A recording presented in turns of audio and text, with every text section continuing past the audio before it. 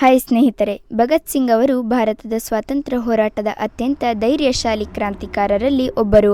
ಅವರು 1907ರ ಸೆಪ್ಟೆಂಬರ್ 28ರಂದು ಪಂಜಾಬ್ ರಾಜ್ಯದ ಲಾಯಲ್ಪುರ ಜಿಲ್ಲೆಯ ಬಂಗಾ ಗ್ರಾಮದಲ್ಲಿ ಈಗಿನ ಪಾಕಿಸ್ತಾನದಲ್ಲಿ ಜನಿಸಿದರು.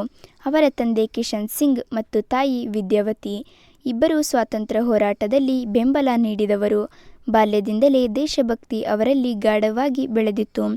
1919ರ ಜಲಿಯನ್ ವಾಲಾಬಾಗ್ ಹತ್ಯಾಕಾಂಡವು ಭಗತ್ ಸಿಂಗ್ ಅವರ ಮನಸ್ಸಿನ ಮೇಲೆ ಆಳವಾದ ಪ್ರಭಾವ ಬೀರಿದ್ದು, ಬ್ರಿಟಿಷರ ವಿರುದ್ಧ ಹೋರಾಡಬೇಕೆಂಬ ಸಂಕಲ್ಪವನ್ನು ಬಲಪಡಿಸಿತು. ಭಗತ್ ಸಿಂಗ್ ಅವರು ಲಾಹೋರಿನ ನ್ಯಾಷನಲ್ ಕಾಲೇಜಿನಲ್ಲಿ ವಿದ್ಯಾಭ್ಯಾಸ ಮಾಡಿದರು. ಅಲ್ಲಿಯೇ ಚಂದ್ರಶೇಖರ್ ಆಜಾದ್, ಸುಖದೇವ್, ರಾಜಗುರು ಮೊದಲಾದ ಕ್ರಾಂತಿಕಾರರೊಂದಿಗೆ ಸೇರಿ ಹಿಂದೂಸ್ತಾನ್ ಸೋಷಿಯಲಿಸ್ಟ್ ರಿಪಬ್ಲಿಕನ್ ಅಸೋಸಿಯೇಷನ್ ಸಂಘಟನೆಯಲ್ಲಿ ಸಕ್ರಿಯರಾದರು.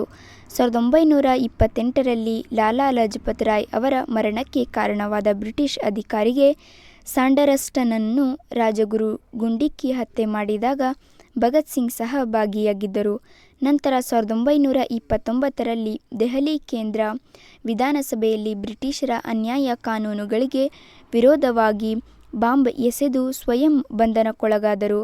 ಆದರೆ ಅದು ಯಾರಿಗೂ ಹಾನಿಯಾಗದಂತೆ ಎಚ್ಚರಿಕೆಯಿಂದ ನಡೆಸಿದ ಕ್ರಾಂತಿ ಕಾರ್ಯವಾಗಿತ್ತು. ಭಗತ್ ಸಿಂಗ್ ಅವರು ಕೇವಲ ಕ್ರಾಂತಿಕಾರಿ ಮಾತ್ರವಲ್ಲ, ಒಬ್ಬ ಚಿಂತಕ ಮತ್ತು ಬರಹಗಾರರೂ ಆಗಿದ್ದರು. ಜೈಲಿನಲ್ಲಿದ್ದಾಗಲೂ ಅವರು ಸಮಾಜವಾದ, ಸಮಾನತೆ ಮತ್ತು ಸ್ವಾತಂತ್ರ್ಯದ ಬಗ್ಗೆ ಆಳವಾದ ಲೇಖನಗಳನ್ನು ಬರೆದರು.